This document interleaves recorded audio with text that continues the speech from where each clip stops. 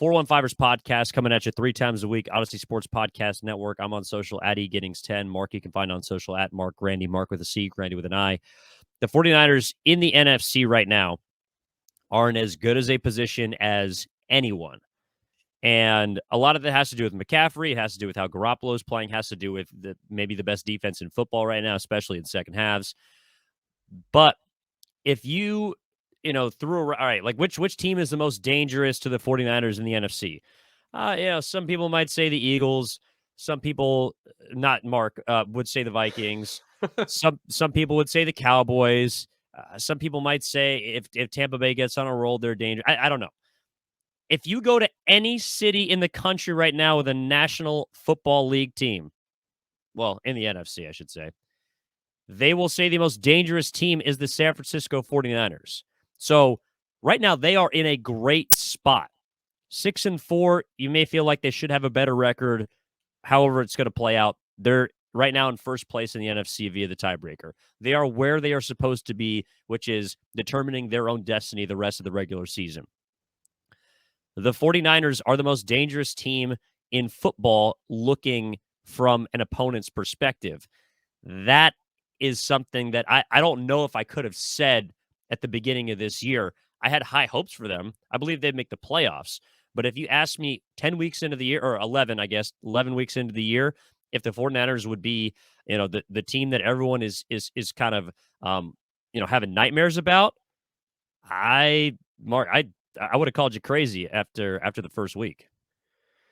It's a pretty stark turnaround. And the question would have been, if you didn't know about the Trey Lance injury, okay, wow, Trey Lance must have exploded. But I guess I would say, when I say difficult in terms of the situation the 49ers would be in, and I want to get to the NFC stuff in a minute, but difficult for the quarterback situation because of everything that they invested in Trey Lance, and the whole plan, we talked about this a lot, was try to win a Super Bowl when you have a quarterback on a rookie deal, because we talked about all the money, and I know you can try to fit things in. I think generally people kind of they're doing it right now. I know, but Jimmy Garoppolo is making next to nothing. I mean, he's getting by the end bonuses. Of the year, he's going to make probably $15 million. Yeah, but that's so much less of a cap hit because of it's all in bonuses and deferred money and all of that. But my point is, considering everything that the organization has said about Trey Lance, considering everything that the organization gave up to get Trey Lance, and you're basically admitting defeat, which at this point, maybe the best thing is to do that and to simply move on and to turn to a veteran, whether or not it's Jimmy Garoppolo or anyone else, some of the other names that you mentioned, and just simply move on, because this is a team that's ready to win a Super Bowl right now. You could make a very easy case. I can make the case that is the right thing to do. You're doing right by all the stars you have in the locker room right now if you do that. But it's so incredibly difficult for organizations when they were the reasons why they gave up all this draft capital to draft this guy, to admit that they were wrong. And I think that's why this situation is so difficult. But you're right. This is a team that is in an absolutely perfect situation to compete in the NFC. We talked about it at the end of last episode. Perhaps the only team that would be favored right now against the 49ers in the playoffs, home or away, wherever the game is the Philadelphia Eagles. And that's probably relatively close, maybe a 3-point spread if I had to make up a spread in my mind. And that's because it would be in Philadelphia. And home field is generally worth 2.5 or 3 points. So, I mean, the 49ers are as good as any team in the NFC. They're probably, a top 5 team in the entire NFL right now. They have as good of a chance to represent the NFC in the Super Bowl as anyone else. And a big part of that is because of Jimmy Garoppolo and his ability to lead this team as a veteran quarterback. It probably would not be that way without Trey Lance. I'm in agreement with all of those things, but the situation just becomes uncomfortable at best, difficult at worst, because of how the team got to this point in the first place. Yeah, and I guess the last thing I'll say about that is I don't necessarily think Shanahan is afraid of that. I mean, we didn't think Garoppolo would be on the team this year. No one did. And I know there's a confluence of things that allowed that to happen, but I'm not going to write out any future scenario because the Niners have already told us that they're willing to do things that no other franchise has done before. And they're also willing to pivot based on how they've played things in the past. I know we discussed when the McCaffrey deal went down that Trey Lance was the first, aggression domino that had fallen for Shanahan because he's typically associated with being this conservative type of Hmm. head coach. But as a front office member, he is very aggressive, and that's why he went out to spend all those picks to get Christian McCaffrey. So I look, I know there's going to be. I'm no capologist by any means, but I do believe that if Shanahan wants something, and maybe that's a quarterback. I don't know. Maybe it's another defensive back. Maybe it's a linebacker. I don't know. If he wants something that he believes will get him to the top of the mountain, he will go get it. That's I think what I've taken away more so from this season than anything else. Um, but it sounds like Mark, based on kind of the odds you laid out, like you would have the 49ers right now as the second best team in the NFC. Yeah, there's no doubt in my mind. Philadelphia, I think they've done enough right now. I mean, they're 9-1. They've had a couple of bad games in a row. They lost to Washington at home, and they barely snuck out against the Colts in Indianapolis this most recent weekend. But still, I mean, you consider their ability to run the ball, not even just with their running backs, but with their quarterback. They have a star receiver in AJ Brown. Devontae Smith is a really difficult cover, and they have a pretty good defense as well. I mean, Darius Slay, one of the best cover corners in the league, and they've just beefed up their front defensively with some recent signings, Ndamukong Suh, a few others. So they're scary, and I think they're a kind of team. We talked about this with regard to the 49ers. They're the kind of team that works well for January football. Tough, physical, they can run the ball, they play good defense. That's also the 49ers, but the Eagles fit that bill as well. So that travels. The run game travels, the defense travels. They'll be scary anywhere they play. I see the 49ers as just a step behind them. I talked about it last episode. I do not believe in the Vikings at all. The Cowboys, relatively similar. I think they might be, the third best team in the NFC, in my opinion, ahead of the Vikings because of their ability to run the ball and their defense. I'm not a huge believer in Dak Prescott, specifically in the postseason. I think he's a much better regular season quarterback than he is a postseason quarterback. He hasn't really proven it much in the postseason to this point. I mean, the 49ers beat them in Dallas last season, and Dak was unable to do anything against that defense. But the Cowboys' defense is incredibly good as well. I think that's why I have a gigantic belief in them. And beyond that, I mean, the Seahawks don't scare me. The New York Giants don't scare me. I'd probably be more scared of even Tampa Bay than the Minnesota Vikings, just because of Tom Brady's I don't know what he's been able to accomplish throughout his entire career, and the respect that he has from his peers. I don't know. Maybe it's going to my head, but I have absolutely no faith in the Minnesota Vikings and Kirk Cousins. I think that they've benefited from extreme luck the first 10 games of the season, and things are bound to change in that regard.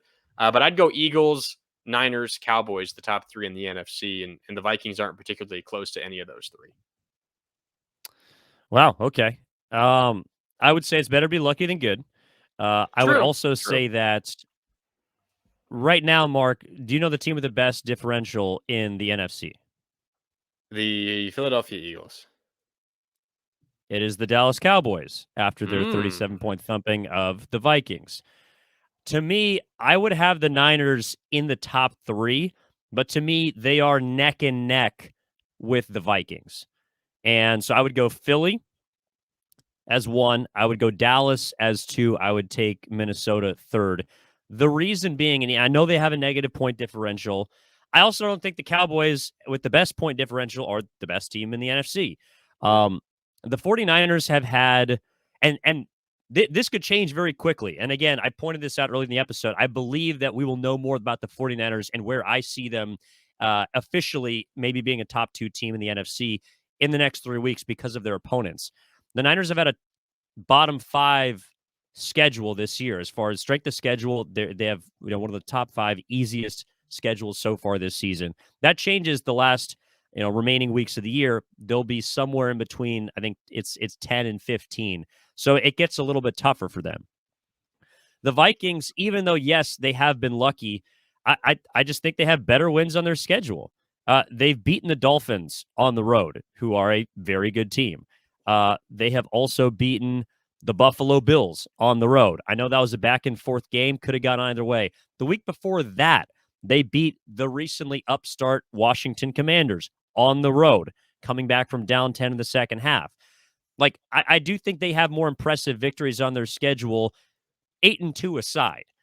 Meanwhile, the Dallas Cowboys, I think, are the only team right now, maybe outside of Philly, that has a defense that could rival the 49ers and what they do. Obviously, their shellacking of Minnesota was very impressive from wire to wire, but they lost the week before to a Green Bay Packers team in overtime that they probably should have beat. They blew a lead in that game.